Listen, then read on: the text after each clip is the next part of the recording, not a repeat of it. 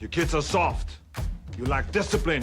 We landed on the moon! You didn't earn the knowledge for yourselves, so you don't take any responsibility. It's like we've forgotten who we are. Explorers, pioneers.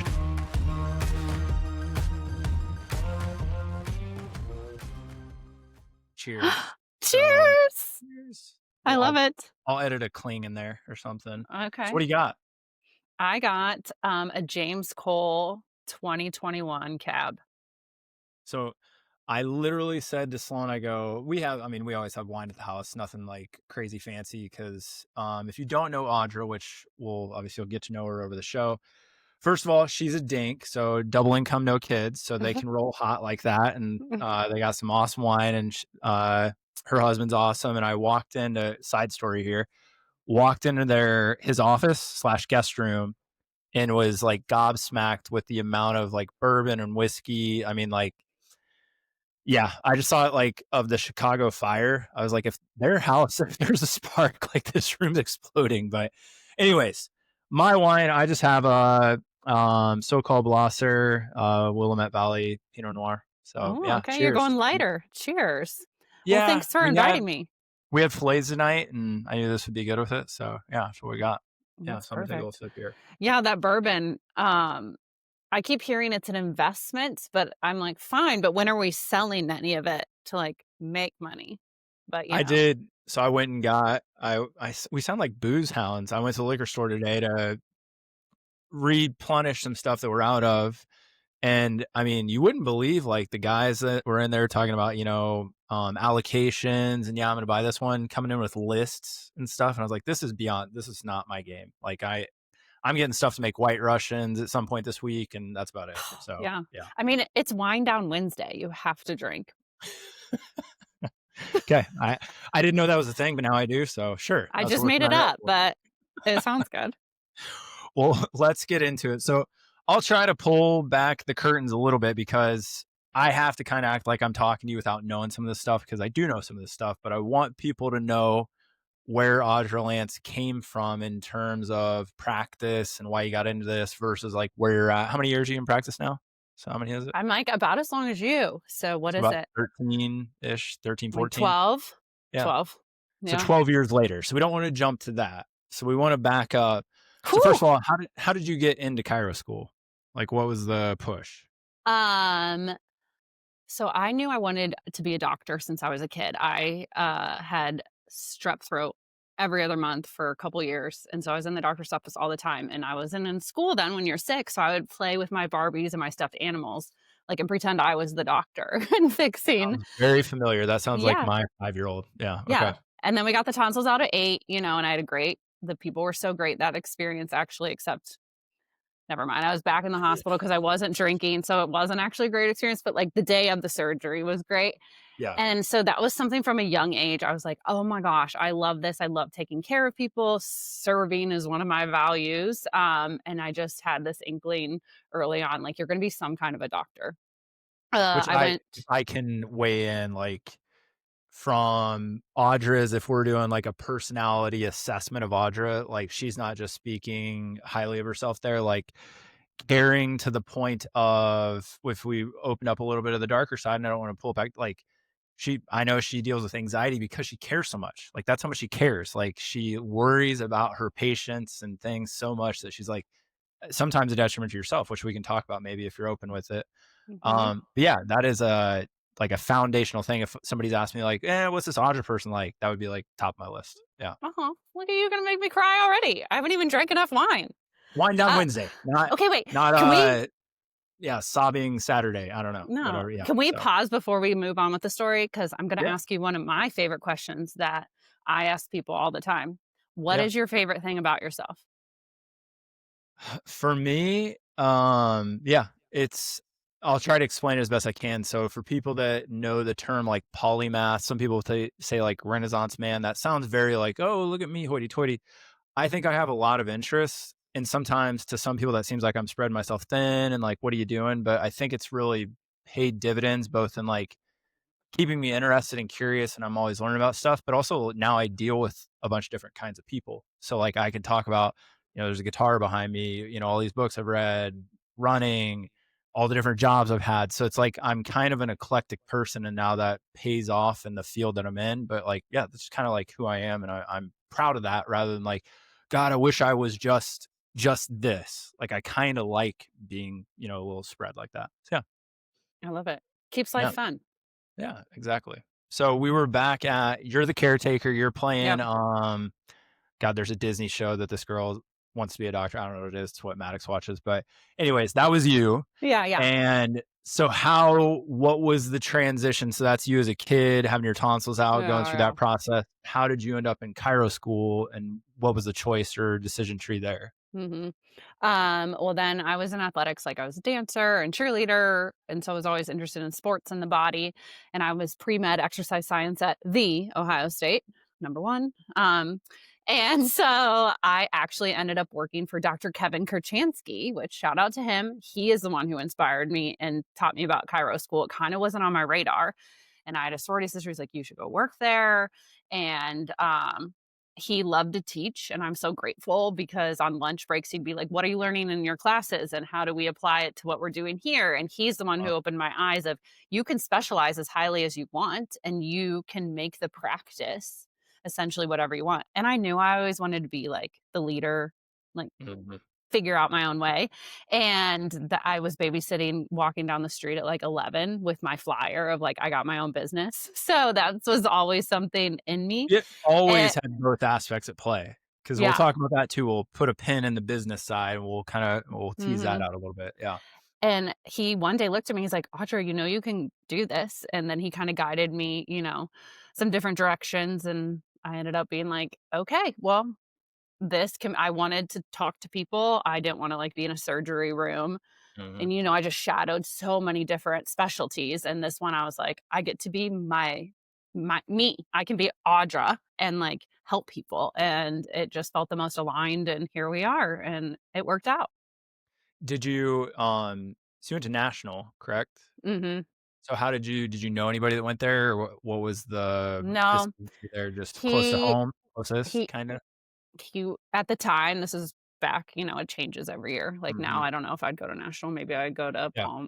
not Palmer. What's the one at Parker. Parker? I'm confused Yeah. with them all. But he was kind of like at the time, he went to Northwestern, the one in Minnesota.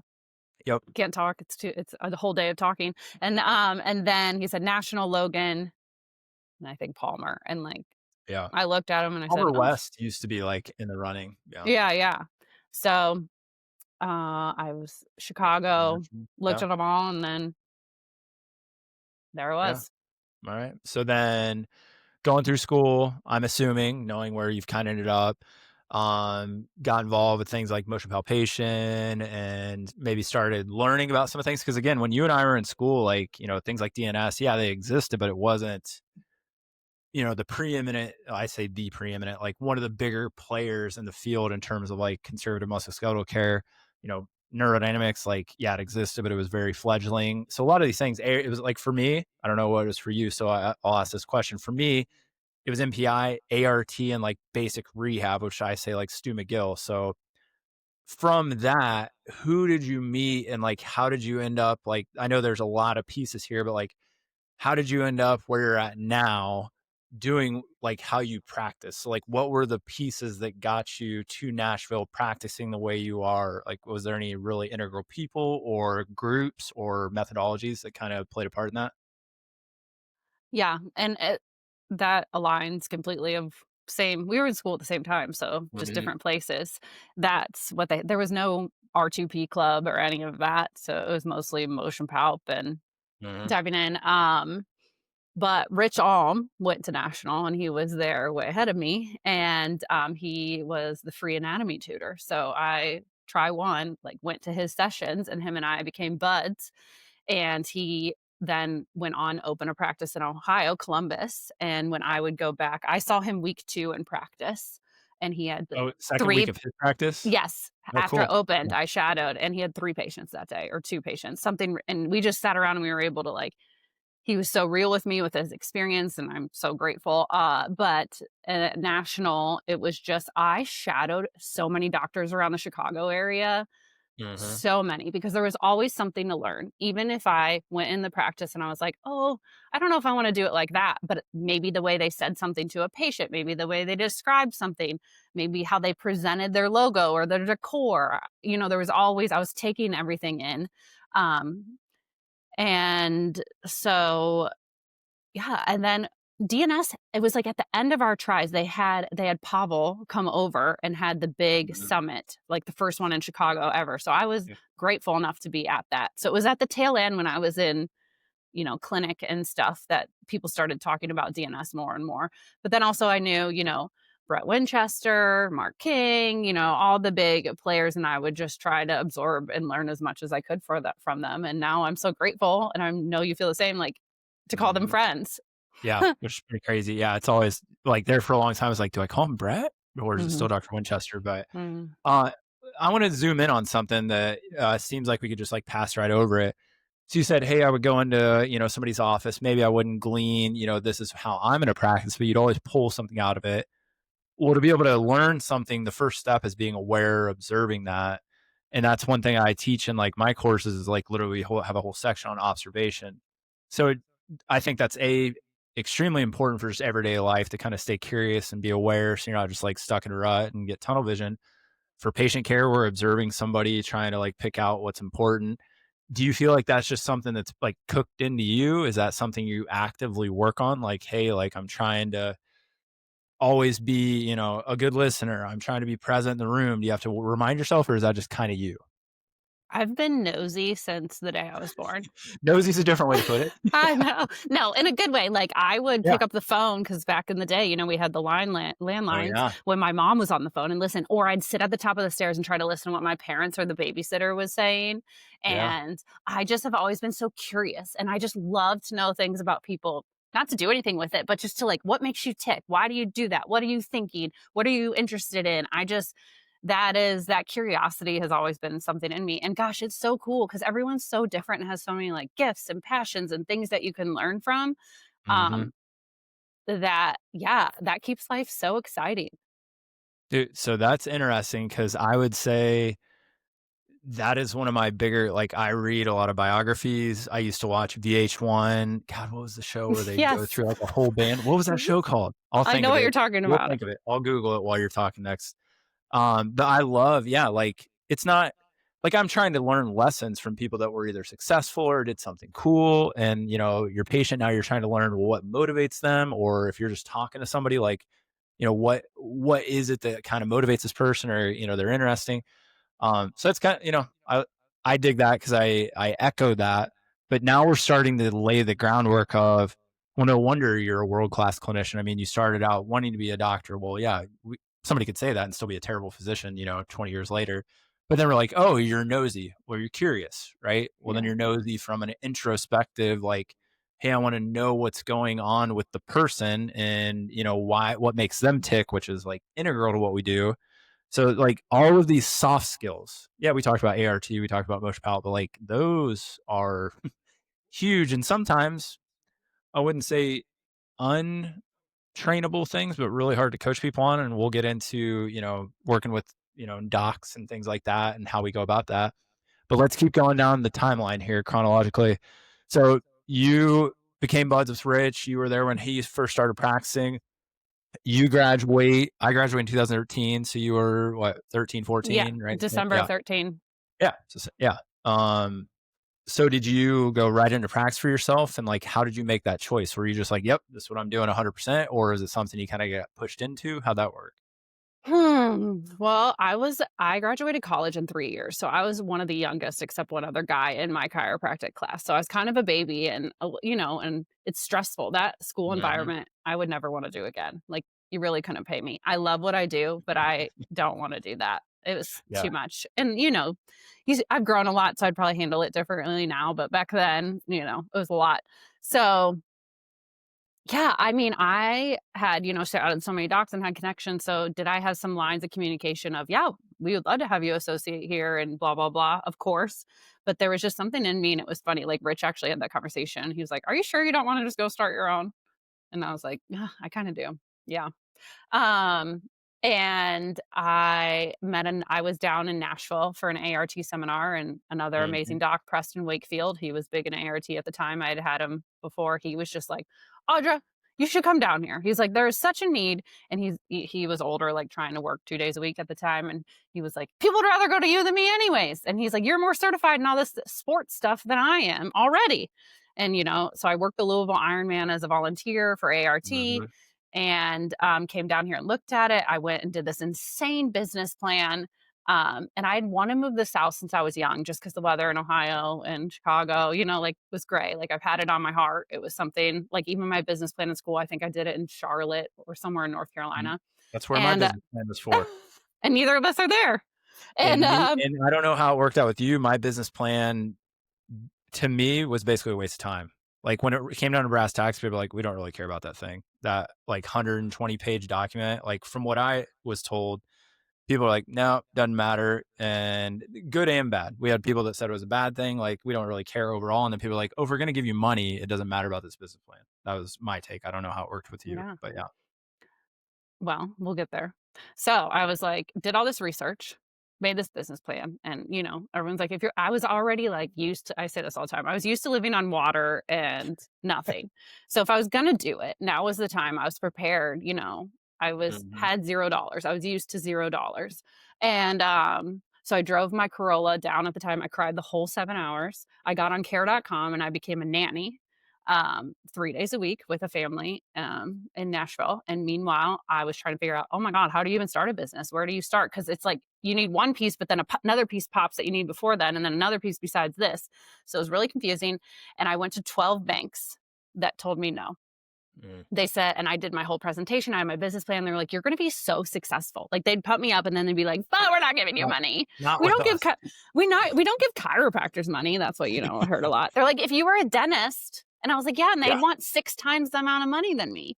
Yeah. And finally, there was like the Bank of Nashville, it was called, and they're like, "Listen, if your parents co-sign, we will give you a line of credit." And my parents were amazing, and they did that, and off to the races of here's some more debt to get into. Yeah. And but on the side I was like babysitting, nannying, meanwhile while starting a whole business. And the great Mhm. thing was like networking, it was like 2 for 1. I got to eat and introduce myself to You people. told me that before. You would like capitalize on all the networking dinners and Yeah, like, yeah, yeah. happy hours. Yeah. Mhm. Yeah. We very similar. So I like the story that sticks out. We had talked to Sloan and I took a trip to Tallahassee. It's a trip that we ended up breaking Yep. down in Birmingham and all that stuff. But literally, I remember going to a bank meeting where I'm suited up. I'm out in Hmm. the hallway before I get into the office. The guy, you can hear he's on the phone. Eventually, his assistant comes out and they're like, hey, just go ahead and go in the office. And he's got his back to me, talking on the phone. And he keeps turning around. Oh, just 1 second, just 1 second. And eventually he turns around and he goes, and you are, and I was like, Beau Beard and all this stuff. And then he goes, yeah. And just immediately goes, so yeah, we're not going to be able to do anything for you. I mean, just first. And I was like, what the hell? Why'd you take the meeting? Like, why do we start like this? And then I go, did you look at the business plan? He literally had a stack of like, not just business plans of papers. And he like digs through it and he goes, yeah. He goes, this, yeah, it doesn't really mean a whole lot to me. He goes, I think we were engaged. So you and your fiance have no experience. You have double the debt because there's two of you. Yep. And he Hmm. goes, you're talking about like establishing a practice where you're not from. And I was like, so, and I just remember I literally like went black. Like I was just like, I got Hmm. so mad because I was like, what? Why'd you take this meeting? And Hmm. I walked out of there and then I just told Sloan, I go, we're done with the bank meeting stuff. And that's when I think we went home the next day, broke down, ended up in Birmingham. But Hmm. all that to be said, yeah, we had to find a different route, SBA loan, use a lawyer to help us Hmm. with that whole process. And, we're here. So like you said, Yeah. you didn't give up. You could have gave up after 1 no or 5 no's or 10 no's, but 12 and the 13th was a yes with some help. So you get into practice, you're still having to supplement income. Do any moments in time stick out in practice of like big jumps in terms of like doors that opened, opportunities that opened, anything like that where you're like, oh, this was a key part of me growing my practice, meeting someone, anything like that really jumps out maybe in those first like 2 to 3 years? Hmm. Well, I remember very vividly, like the grind and the hope of a first patient because it's months after I even moved down that you're Mhm. able to open officially. And it's just like the debt keeps coming. And that's just a lot of pressure and very scary. But I still remember my first patient. His name was Scott. And he came from the ART website. That's how he found me. And he still signs his emails as your first patient. Because I guess I was so excited. I told him, you're my first patient, which I'm like, well, probably not the best move, but we're cool. I think, and then I just had everything calculated out. I'm like, okay, if you see this many patients, you can, this is how much the rent is. This is how many patients that equates to. This is how much the electric bill is. And this is just for the practice. This isn't even for me to live. And that's what I don't Mhm. think people like getting out of school or in school know. Like it is not, oh, you get out of school and you make this money and that goes in your pocket. No, you have a whole business to pay for first and get that running, plus the malpractice insurance, plus the business insurance, plus the taxes. And if you hire anyone, payroll taxes and all the stuff that goes with that. I mean, it is costly just to Plus run the servicing business. your business debt, plus servicing your Yes. student loans, like, Yep. yeah, you're like the money that got you there, you're paying it. Like, yeah, it's Yeah. yeah. So you can't take home really money for a long time. And like at the time when you graduated too, I guess you can attest to this. Not many people were cash. Yeah. So I was like, I'm going to like make it even harder on myself. I'm going to move somewhere I don't know anyone and I'm going to start a cash practice. Take that, everyone. And everyone's kind of like, So what Audra, maybe don't. what made you choose that? Because like you said, not many people were doing that at that time. So how'd that idea get into your head and how'd you make that decision? I don't even know how it got in my head. There must have been someone that did it. Uh, but I just didn't really want to learn it. I was like, I cannot imagine learning something else Was it at that staffing? time. Like you have to staff Yeah, somebody and then, or like, when you're doing your business plan financially to pay that and have that go yeah. out, I was just, like, puking. Um, and so I was like, "Let's try it this way. Let's try the Mhm. hardest way possible first, because I can always then add insurance." Um, and I still don't know insurance. This episode of the Farmcast is brought to you by RockTape. Use code FARM20 for 20% off their core courses at rocktape.com.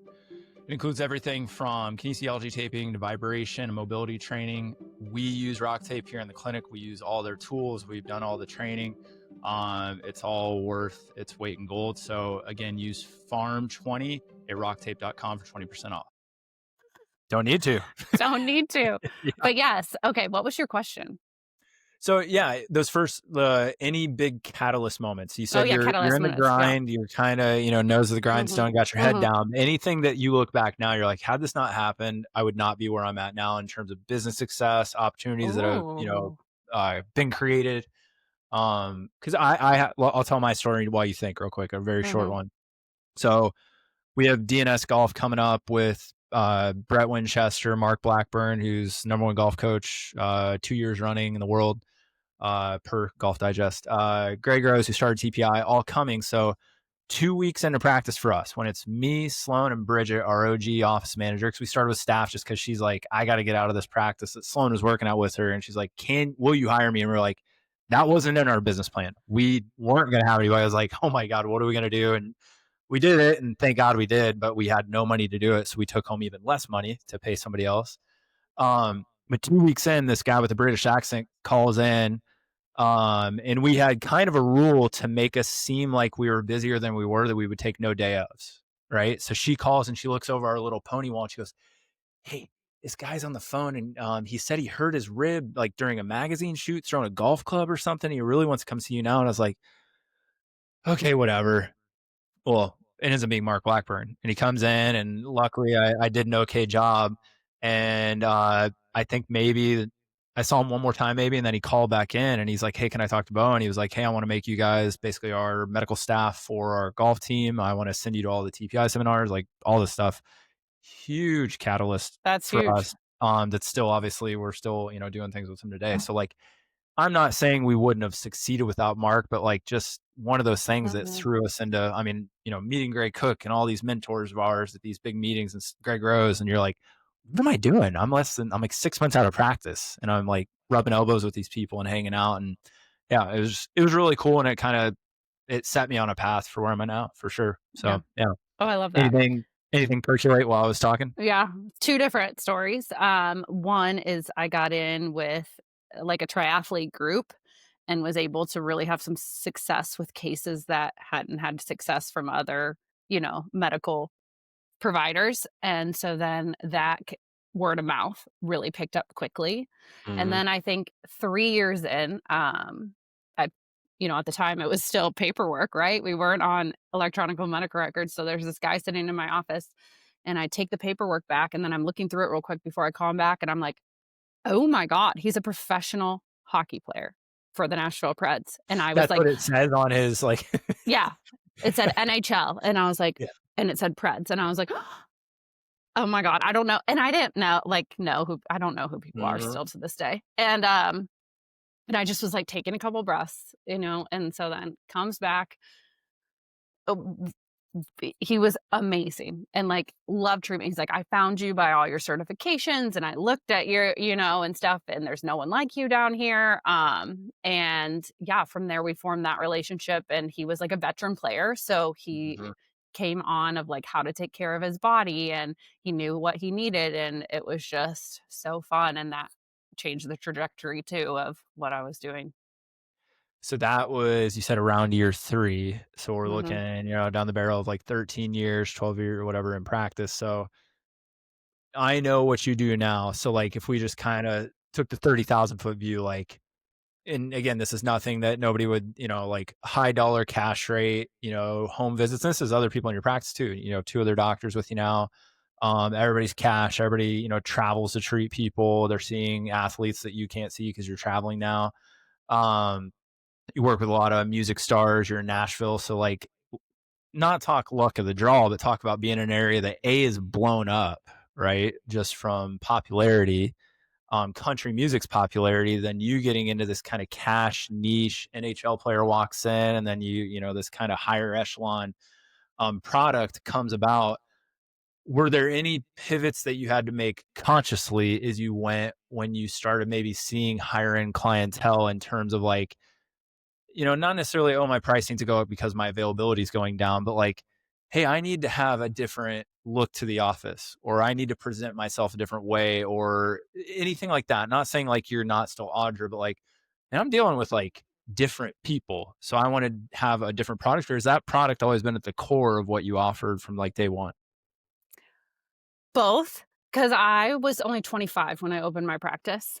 And so I wanted people to think I was in my 30s really bad, because I didn't want them to think like you were young, kind Yeah. of thing. So I would always, people would be like, how old are you? And I'm like, how old do you think I am? And I was like pumped when they would say early 30s. I was like, kind of close, kind of. Yeah, sure. But I Round was up. always trying to present myself as like the expert. And I was still finding ways, credit cards, everything, to go to seminars, because I was like, I still know I'm not good yet. You graduate school, and the reality check, if you haven't heard it yet, is you suck. Like, you do. And I don't care if you're president of motion palpation, you're going to mess up cases, you're going to lose patients. It's just the reality of it. And I was very consciously aware of that and was still trying to put myself in situations with no money to learn, because I open my own. And you don't, like, if you go associate, you have a little bit easier of a time of bouncing case ideas off each other. And of course, within our community, people are very helpful, but I don't want to call about every patient, Mhm. and like, am I doing this right? Am I doing this right? Would you do this? Kind of thing. Um, so to answer your question, yeah, like, it's at a core who I am. Like, my business plan was based off being where I was, and I had done really deep dive research of like, what's the average cost of everything? What are other Mhm. people charging? Not even necessarily in my industry, but like around, like, what are other cash based services going for? So it was, and I started off very in the middle, um, to like build the practice, build the name, build the brand, and really just see where we were going next. So to back up a little bit, so like you said, you want to present yourself as the expert, which I get that. When I was first couple years in practice, you're like trying to explain your pants off about everything and like educate and like, no, we know. And like, now I'm kind of like more often than I'm like, I don't know, like we'll figure it out, Yep. like kind of more honest, but like, how do you, how do you balance even today or back then? Cause this is a question that I like, two-part question, I guess. I think it's very common, whether it's posturing or it's true, that a lot of people that shadow in our office, interns, new docs are overconfident when they shouldn't be. And that might Yep. be posturing. That might have been me. And then I'm not really confident. I was just trying to posture, right? So I don't know exactly what's behind the curtain with those people. That's one thing. But let's say there is a confidence lack there, right? You're like, you're like, you came out and you're like, I'm not good. Like, I got to keep going to seminars. How do you balance that while you're in practice? Right? Because you do have to show up and like basically perform. You have to be on, even though you're like, I'm not good enough, which to this day, there are cases and, multiple days where you're kind of like, dude, am I ever going to figure this stuff out? It's where it's just like, yeah, it's easy. And I'm not having to be like, okay. So like any tips or things that you've personally done or ways that you think about it that you're like, hey, this has really helped me manage where I know I will never know it all, but like I am good enough to obviously be servicing people at an extremely high level that are also, doing their thing at the highest level. I think when you're uncomfortable is where you grow the most. Yeah. And I keep finding that over and over again. So now I'm to the point in my career and like growth of working on myself. I think you need to continue to invest and learn about yourself and learn about who you are as a person. And that's going to evolve because if you don't know who you are, you can't show up and be authentic and genuine to patients. Uh, so I now search for ways to be uncomfortable because now I'm a little bit addicted to it. And I think you got to be a little delusional. And that's not just if you're going to start your own practice, it's also if you're going to be an associate and like bring value to a practice. Like Mhm. you're going to have to show up and insert yourself of, hey, I'm part of this team. Um, and like, here's my value. Here's what I bring. Like I'm in, like we're helping people. And so I just can't emphasize enough the piece about yes, of course it's important to like learn and I'm not negating that at all. And I've been talking about it, but just really focusing on yourself and who you are and like how to talk to people and how to be genuine and how to connect and just like who you are and how can you be better? How can you Mhm. feel better and show up better? And that's not your boss's job. That's not your patient's job. That's not anyone else's job but you to take that accountability. Yeah, it's a good, maybe hard medicine to take, right? For some people that like, that's maybe the thing holding them back. Cause we would think it's Mhm, technical skills for the most part, right? We think, mhm, oh, I don't know everything. I didn't treat that case correct. I didn't get the diagnosis right. mhm. It's like more often than not. And if I could give you my perspective of Yeah, why please go. one of the reasons why I think you're successful is maybe even though you lack confidence, you may still present yourself in a way where people don't lack confidence in you, but you are letting them know I'm not 100% confident. And I know that seems like well, how would you do Mhm, that? It's what you just said. It's being authentic that like, hey, I don't know. I'm working my ass off for you though. Like those are two wildly different things of no, I know. And then you're kind of resting on your laurels of like, maybe I don't, but I'm going to keep like him hawing around it versus like, I know I don't know. I'm working my ass off. I'm trying my best to like work on myself and you and also learn. And I think sometimes just like I'm blanking on who I was gonna quote here. Kobe Bryant, right? That the reason he was so confident every time he went into a game was because of preparation. He's like, dude, I have no reason to not be confident because I've worked, in his opinion, he worked harder than everybody else. So same thing. If you're like, I'm working my ass off, like the confidence is kind of just there, even though I know you and I are similar and a lot of people in our field, we're always second guessing ourselves. It's like, I don't know, man. Was I right on that? Was that the best thing I could have done? Is that the best thing I could have said? So yeah, I think it's a game. I'm curious. You said you're kind of addicted to making yourself any examples of like things outside of practice things that you've used as like I don't know, personality builders, character builders in that respect of like making yourself uncomfortable on purpose. mhm. Well, I will have to say, like, my team and we went to dinner the other night, and I call them the dream team. And we played this game of everyone put in 3 questions. And it was just like, what would you want to know? And you don't know what you're going to pick. And so one of the questions was, what's your red flag? And then it was supposed to be just the one person, but then they're like, no, we all got to say the answers to Everybody. every question. Yeah. So that was fun. But when they got to me, they're like, what's your biggest red flag? And I was like, well, I'm a workaholic. Like, I know that. But I think that our jobs are so great and so fulfilling, you can like weave in like this work-life balance. I think it needs to be intertwined. It's not necessarily balance. Like you're going to give one more to the other at different times in your life in different spaces. But why can't it just be all fun and all good and all fulfilling and all serve a purpose? And yeah, I mean, parenting, relationships, friendships, they're all hard work. Well, so is work. That can be hard Mhm. work. And it's like, I don't know why we have to look at it so That's a good black or point. white. No, it's a really good. I honestly, I mean, I kind of it makes me feel a little bit stupid to say that, like to think like, oh, a relationship's hard, but nobody kind of looks down at you for being like, well, I'm going to work really hard at that. But then if you're like, well, I'm going to work really hard at my job, they're like, yeah, but what Yep. about other stuff? And you're like, well, yeah, and that kind of alludes back to what I was saying. Being a jack of all trades, like gets kind of looked. Well, it's like, do you want to be the best version of yourself? And I think there are people that want to be what they want to be, or they just got set on a path of like, they'll be a master at things, but other parts of their life may basically get, wreak havoc because of that. I'm thinking of like famous artists and writers, Mhm.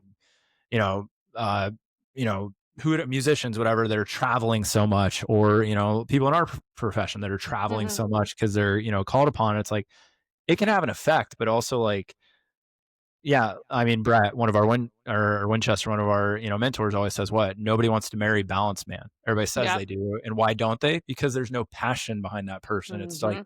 you're trying to do everything. It's like we're not great at anything. We want to be like alive, and to be alive, you gotta be transparent and say, no, this is what I'm about. This is what I'm trying to do in life. Mhm. So I think it takes guts. I think it takes confidence, which gets back to what we were just talking.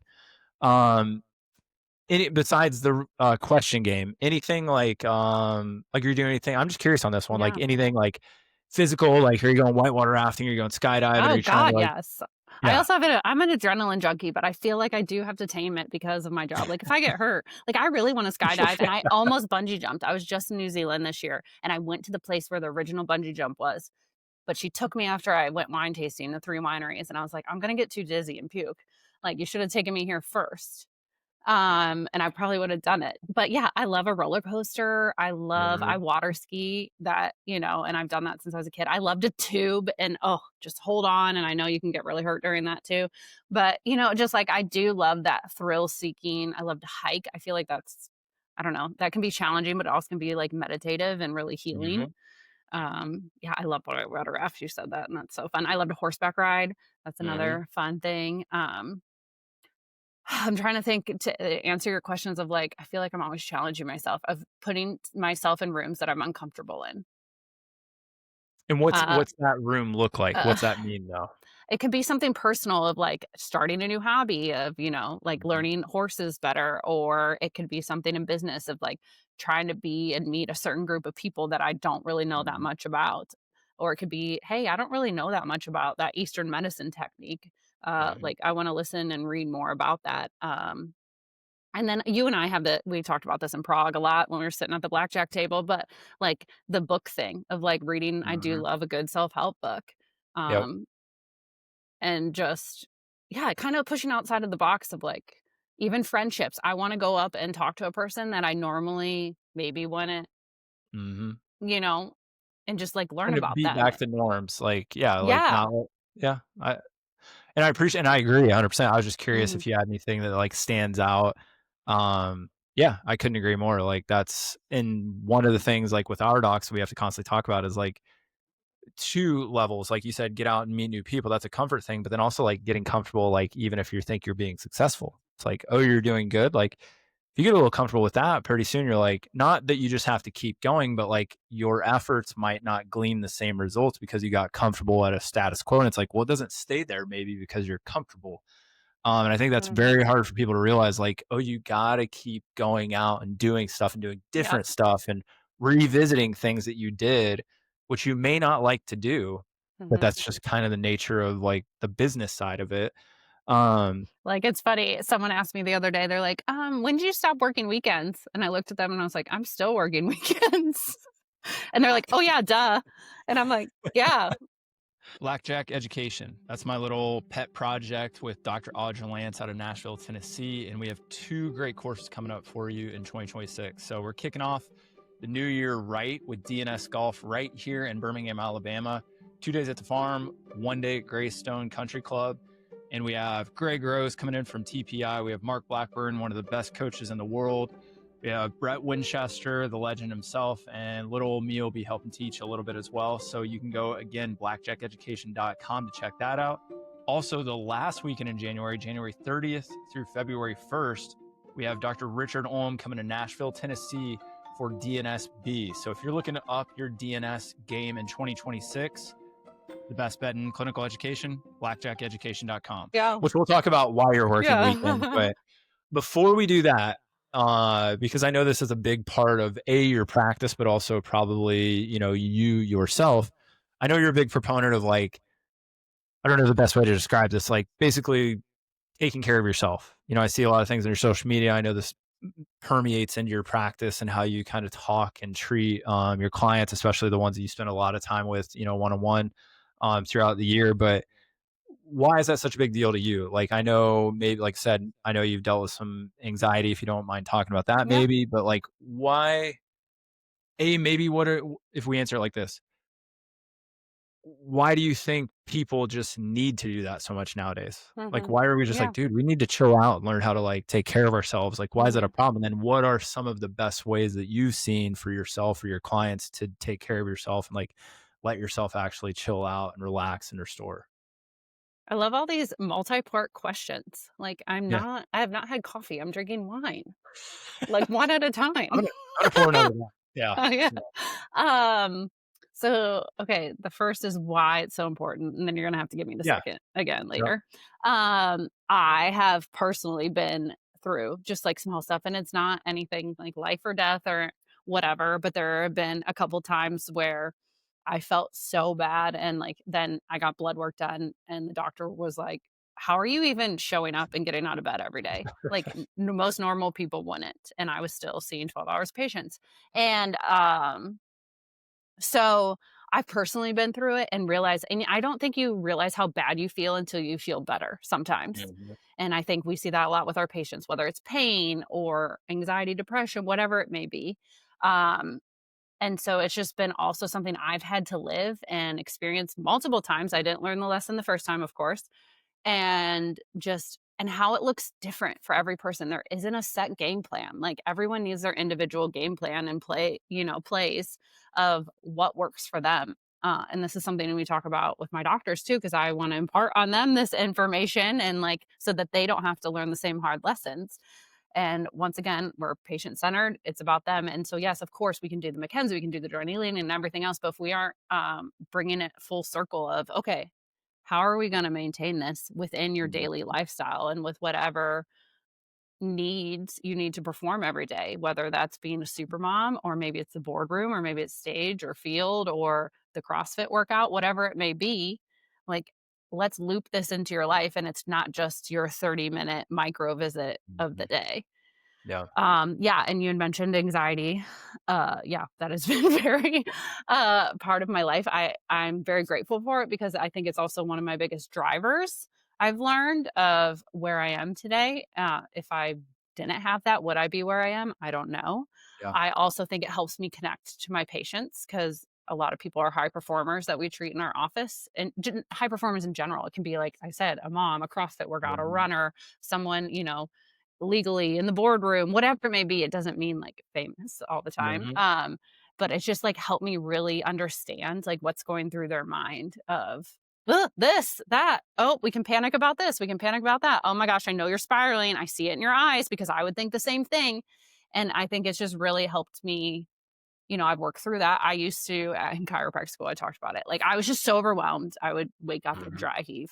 Not that I was trying to throw up. It wasn't a bulimia thing. It was, which is very common. And I understand it was just the overwhelm of anxiety, of pressure of like, oh my God, do you got this? And, and everyone's competing against each other kind of a little bit on the side. And it's like, I want to do this. This is my dream. But some days it doesn't feel like I'm going to be able to. And then you get too close to the end and you're like, I don't know what I'm going to do. What am I going to do? Am I going to survive? Am I not going to survive? Should I start my own? Should I not? What should I do?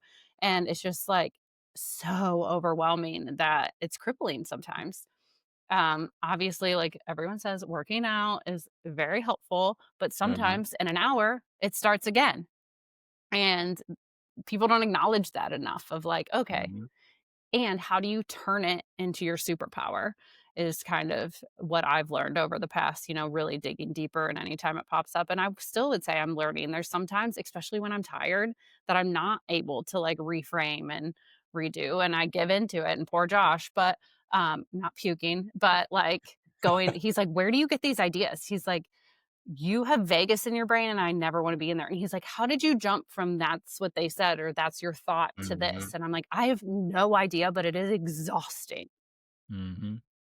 No, so I love because you did give us a very principally based, like, way that you like, not calm down, but, like, kinda help yourself, right? If we're talking about, like, self-help and, like, how do you actually take care of Mhm. yourself? In particular with anxiety is, like, reframing. So it's not necessarily just calm down, like, go do woo-saw, we're gonna do box breathing, hey, you're gonna go take a cold plunge, and you're gonna exercise. It's and again, I would love input on this, like, have you had to realize, like, oh, like, it's figuring out what's causing the anxiety, or is it, like, an overall state? Because, like, one of my things that I kinda talk to patients about a lot is, like, I think your physiologic state is feeding into your Mhm. anxiety a whole heck of a lot, right? Like, Oh, and this yeah. is, how healthy you are, and then your body's kinda like, "Dude, I'm freaking out," and then you do get, a circling thought, and then all of a sudden, it's like your body is not adept at handling that. That's all the physical stuff. That's the cold plunge, that's the dieting, but when we're like, you're a healthy person, you practice what you preach, and you're like, well, sometimes it's like, well, why did that happen? And actually, this is kind of a good thing because I realize, like, oh, I don't know what the reframe kind of sets in motion of like, oh, I need to work on this or, X, Y, Z. But I think some people just think like, get rid of it at all costs and they don't question it in the first place, which is kind of no different than pain. If you didn't ask what caused it and you just said, get rid of it, take an opioid. And Right. then we're going to be right back where you were in Yep. 6 months. So, kind of the same thing, which is very interesting parallel. Um, so you kind of mentioned in there, working with these high performers, it doesn't always mean famous, but we won't name names. You have worked yourself, over the past 13 years into a position where you are working with extremely high profile people on the regular, traveling the world. Is there anything in particular? I know you've already hit on some of these, so if it's a repeat, that's fine. But like, is there anything that you're like, this is why I'm doing this? This is why, these people or, a few select people have sought me out at such a high level. Is it just the conglomerate of Audra, like the package, and you're like, yep, that's it? Or you're like, I think the reason that I am attracting this type of person at this level that they want this much of my service or this much buy-in is this. Or how do you sell that maybe is the thing. So if I called you and I was like, I've got, I don't know, let's take top 5 celebrity in the world right now. And I'm like, they want to work with somebody. I've got 2 kids. I can't, travel with them or go to LA or whatever, and they want me to tell them why they should pick you, what would you say? I would say it goes back to the question I asked you of my favorite thing about myself. But then I think it also encompasses the double-edged sword of the worst thing about myself of I think that's how much I care. And I know you hit on that Mhm. earlier. Like it is to a level that people feel it. They know it. I'm going to be honest. I'm going to say when I don't know something. I'm going to say when I should connect you with someone else. I'm going to say when I should call. Like maybe I should call Beau and like get another opinion. It's just that is you can't teach that. Either you have that and you feel that. People like connect and feel that. And that isn't something we're going to learn in school. But then And you're yeah, not it having to also try to do that. You're not yeah. trying to be like, "Oh, I'm gonna make sure I'm at the center of their care and they're the most," like, that's how you approached, interactions probably your entire life, and now you just Yeah, happen and to. Yeah. I'm here to serve and I want what's best for you, and if it's not me, that's fine, and I was, like, crying when you were saying that a little bit because I truly believe I'm here to change the world, and I've believed that for a long time, and I know that sounds like probably like a dreamland, but I'm delusional, and I think I am, and I've realized, years ago, I can't do it alone, which is why I have the dream team, and I want to have them aspire to their goals and anyone, joins future, whatever. It's just like Mhm. we're here to do it together and you can't do anything alone. So I'm so grateful for that support. But And then I would say that's like the parallel into some of these high performers. I'm part of their support team and they need the support. They can't do it alone. And they needed someone trusted of like, hey, you got my body. And some of it turns into mindset and some of it turns into, hey, I just got to vent. And you just got to learn the person and learn, what's going on. But then I can't tell you the fulfillment I get from whether it's an athlete or a singer or whatever. We go to, let's say, a concert, for example, and people are sitting there in the audience. I mean, of course, they're recording, but essentially not on their phones, in a moment in time, relaxing. And you see all these emotions from grief to joy to love um, within this hour and a half, 2 hour concert, and they're being healed. They're being healed through music. And I get to be a small piece of that pie that like helps the people on stage be able to have that gift. So that is part of me. Like I'm healing the world on a big level through some of these people. Or maybe it's a football game or a hockey game. Like same thing. You're going to check out, you're going to relax, you're going to connect, you're going to have fun, you're going to like take a pause and just like live. And I know your last post, you were talking about being alive. Like people Mhm. go to these events, I'm getting goosebumps, and everything to be alive. And I get to help some of the main big players in that help people feel alive. And that to me is changing the world soul by soul. Which I would agree. And hey, that's amazing. Like I mean, I know what you're doing and yeah, it's amazing. And I know what product you're delivering, which if I'll, I'll give you a compliment, but also like kind of give the insight that I know you and I would share. I think what we deliver in terms of the actual product, right? Like the care we're giving, both from the interpersonal standpoint, but also like the technical, methodological, I don't think is pervasive out there. So I think it's really cool that you as a person is out there interacting on that high level, but also like the, in my opinion, and I'm biased, the best type of treatment, the best treatment possible is being used on that stage. And I'm like, all right, it's out there happening and they're not getting like basically hoodwinked with some like BS treatment and, whatever.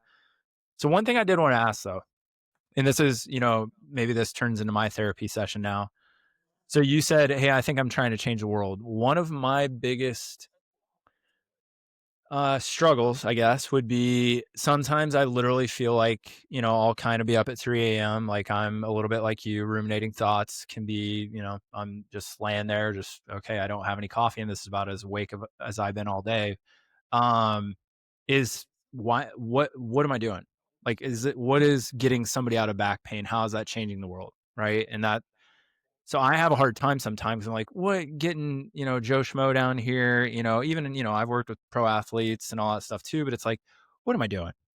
And, you mentioned something, you are in a unique scenario that not a lot of people are, where you get to see what you do put on display. And yeah, people do that are working with pro athletes, get to see them, perform, or somebody that's on the sidelines or somebody that's working with a team. Yeah, they might get to see that, but that's rare for a lot of people in practice, right? They're not getting to see somebody go play with their kids, right? Somebody get to go to a boardroom and knock out a presentation, have no pain and not think about their back the entire time and get done and have to, crank out, 15 scotches to go to sleep. So again, I'm not asking for advice, but one of the things that's been hard for me is like, what the fuck am I doing? Right? Like, why am I doing this? And a theme of this season's podcast has been really cool. So the last one we did, it kind of came down to, one of my best friends runs a much higher volume practice, fantastic carries, just figured out a way to use a big team to provide the product instead of one person. And he's like, what's about access, right? Like not everybody has access to you, right? You have elites. And then there's people, like my buddy Clay, there's people like me, there's people like Winchester. So it's access to that level of care that what I think is cool and that gives me goosebumps is, and this as much as I do, and this is no knock on you and it's no knock on me. If we went into the green room with the star you're working on, the care that you're giving would look almost identical to what, one of our mentors is doing, in a small town in Missouri. But the power in that is like, it is the same because we think it's the best. Hmm. And then you get to see it on a much bigger level because the amount of time. So you get to amplify it, which is amazing. And, I'm extremely jealous of that. Yeah. And again, not looking for advice. That's just one of my struggles of like, well, how am I making an impact? And yeah, you might see it in a few cases like, oh my God, you changed my life. But I like that you brought up that you get to see the performance, right? You get Hmm. to see the ripple Hmm. effect. you might not see it, but what you got to realize it's happening, right? And yeah, you're gonna Oh have yeah. bad cases, you get kicked in the teeth, but like it's happening. Um, And I yeah. think that's where, like, we brought that into practice. And like one thing in our team circles of like, we talk about what we're great it's a whole thing. But like one of the things is, what are you grateful for in practice this week? Like what's happened that you're grateful for? And it causes you to sit there and reflect of like, okay, what have I seen?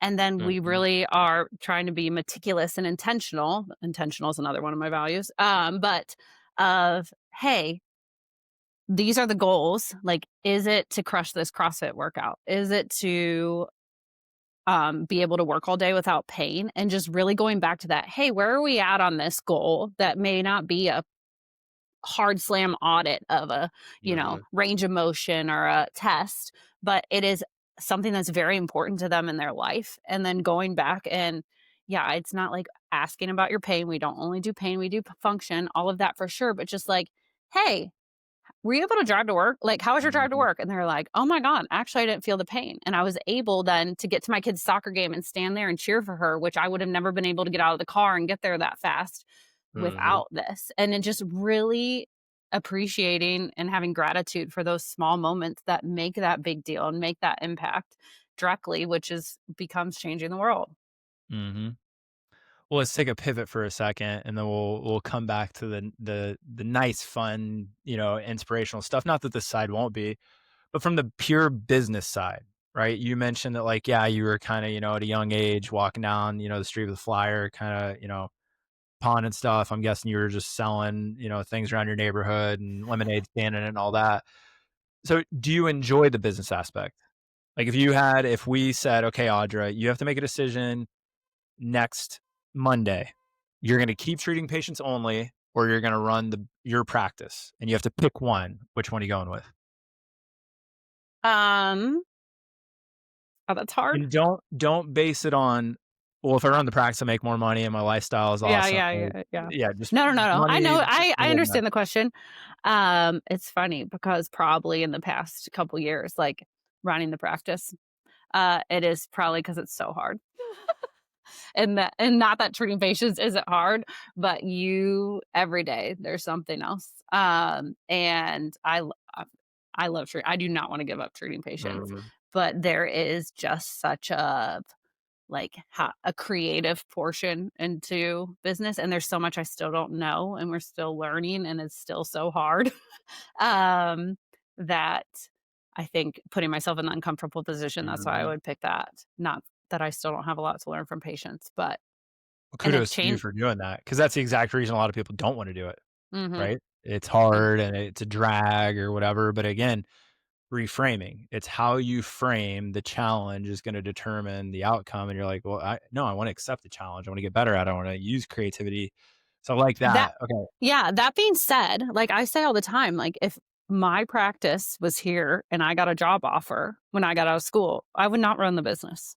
I would just be an awesome associate and just Mhm. like crushing it with patients and not like if you I mean, I worked 80-hour weeks for a long time. Like if you don't want to do that for a long, long time, do not open a practice.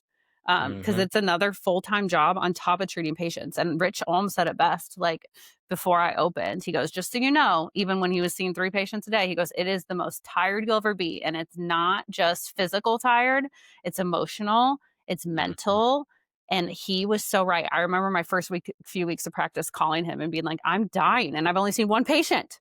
And it's just, you give so much. And that is a lot. And that's good enough. You don't have to run a business. Like, Yeah. fine. There's so many great practices out there these days. Um, but it costs a lot to run a practice. The doctor's not Mhm. taking home all the money that you think they are. Taxes are high. The cost of doing business is very, very, very high. Yeah. Um, so, like, I always joke, I'm like, listen, if this was here when I graduate, I would be here crushing it, seeing patients, doing my thing, networking, and like Yep. flying. Yeah. Yeah. I thought I was going to work for Brett, and Yeah. then when I got together, I mean, I was like, yeah, I work for my mentor, but the Yeah. salary he's offering me, like, love St. Louis at the time. I was like, Yeah. for sure. Yeah. Yeah. I'll build into this thing. Okay. So you're like, yeah, I like the business challenge. Um, Now, there's obviously multiple hats you wear in a business. So it's not just like, hey, I do business. There's managerial roles, there's marketing, there's, finance. Is there anything that you're like, dude, if I could get rid of this piece, or if I never had to think about this part of the business again, or maybe you have, maybe you're like, I just kicked this one, down the road and it's handled by somebody else. Is there one piece where you're like, I never want to deal with this ever again, and I don't? Oh, well, I would be glad not to deal with any numbers and, like, looking at those hard numbers. I also okay, I made myself uncomfortable.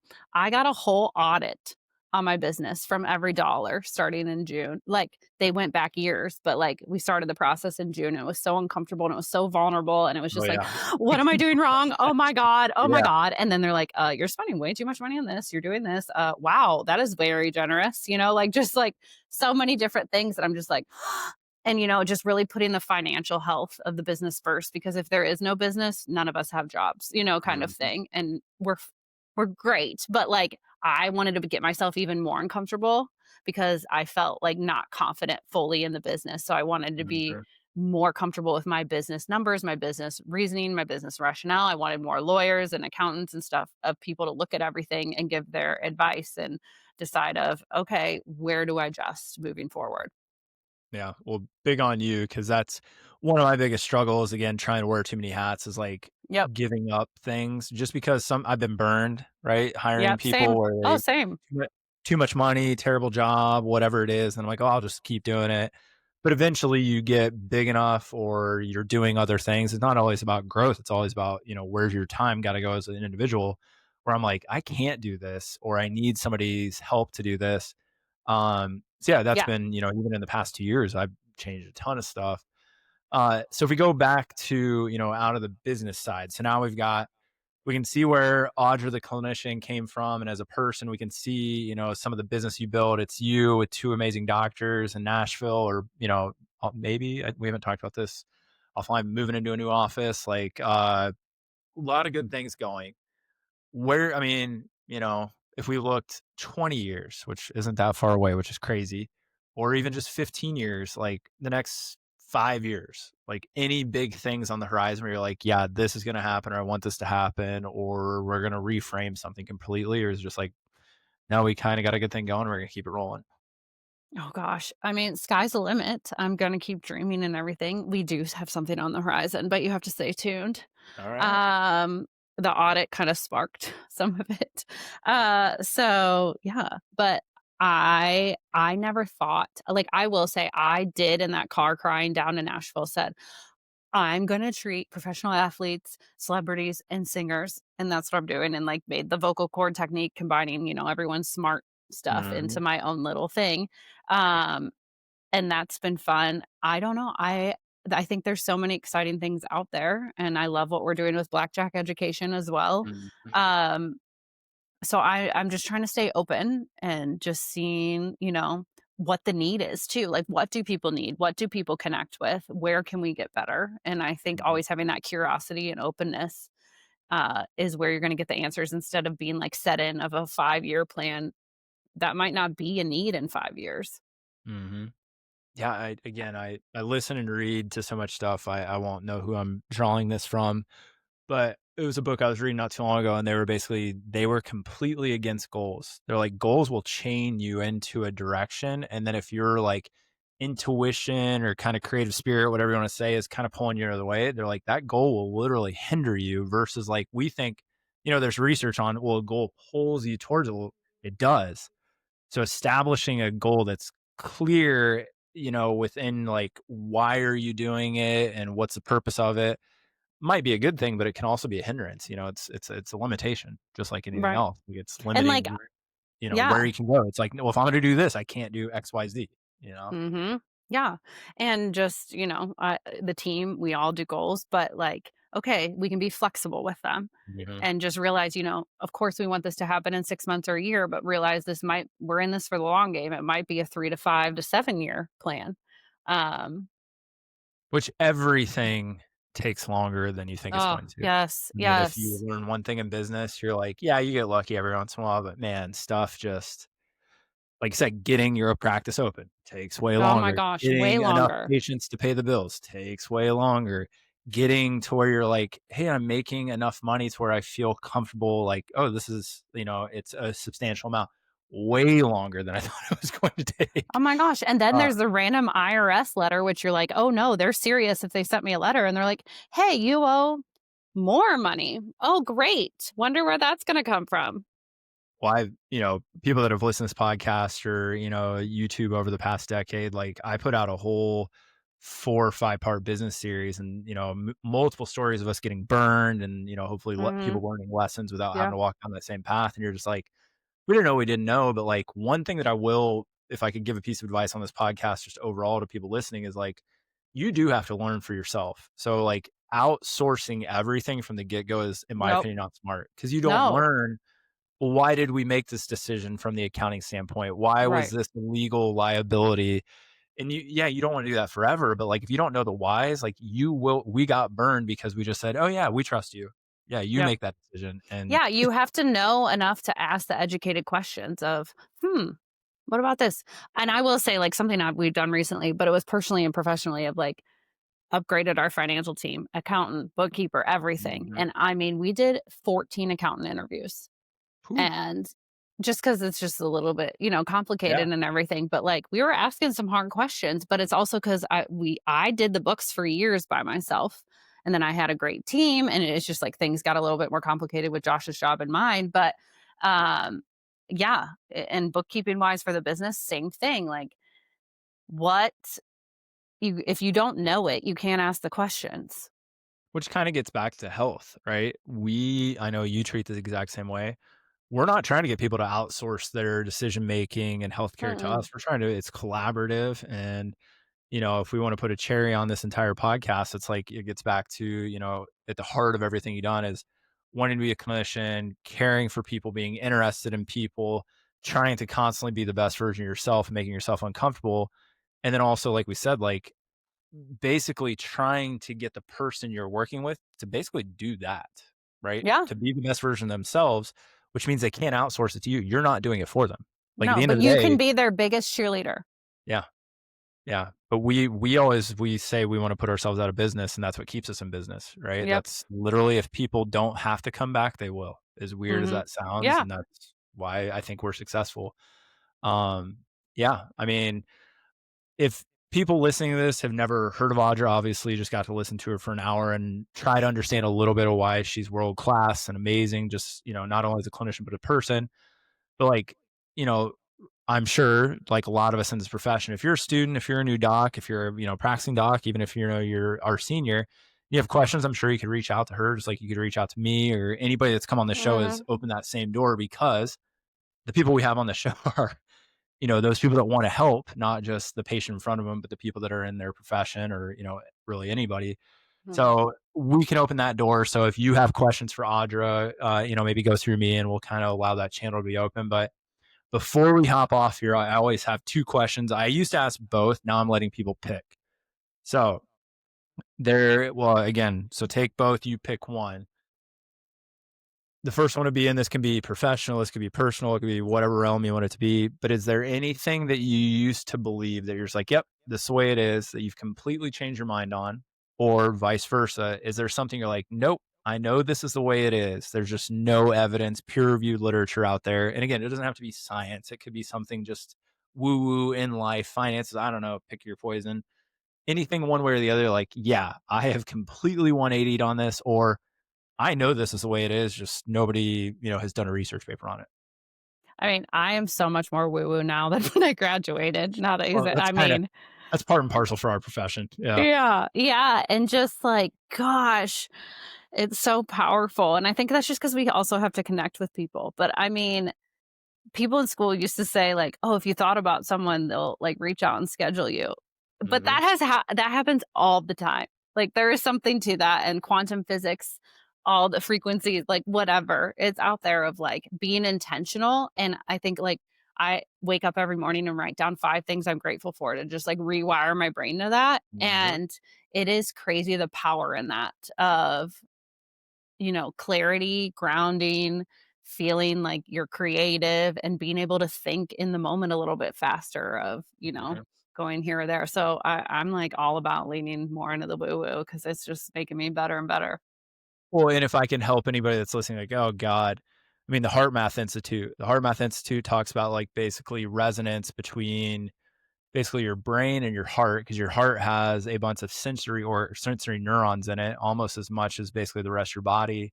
And they've actually done studies on this now that like if you just slow down your breathing where the exhale is longer than the inhale, and you literally Yep. put your hand on your heart and one hand on your abdomen and slow your breathing, which looks like 3 months supine for our DNS heads. Exactly.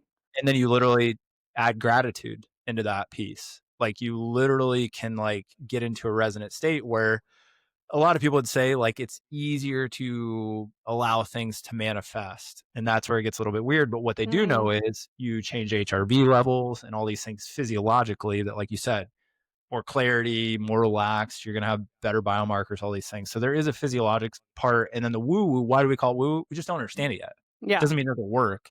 Mhm.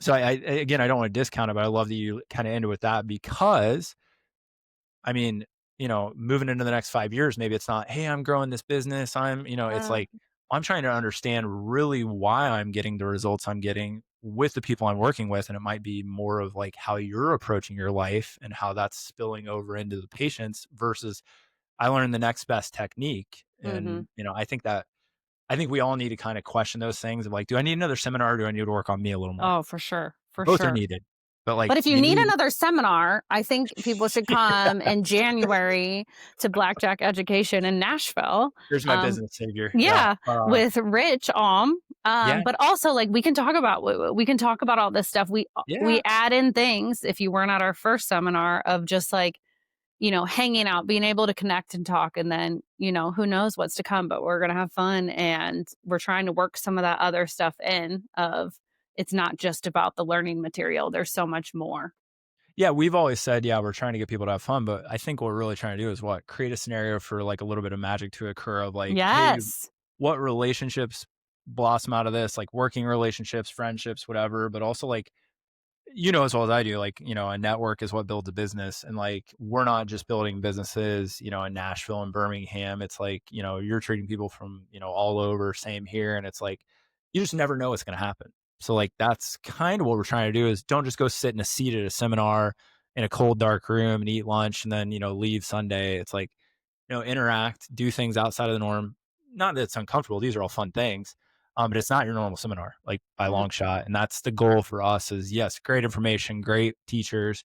But yeah, it goes above and beyond, which, par for the course with who we're talking with today. So, yeah, any lasting words, words of wisdom, wine recommendations, anything for, the Oh my attentive gosh. listeners here? I'm on a big Brunello kick, Italy Brunello. So that's my current obsession, but I'm sure I'll change in the next 6 months. But I highly recommend a good Brunello.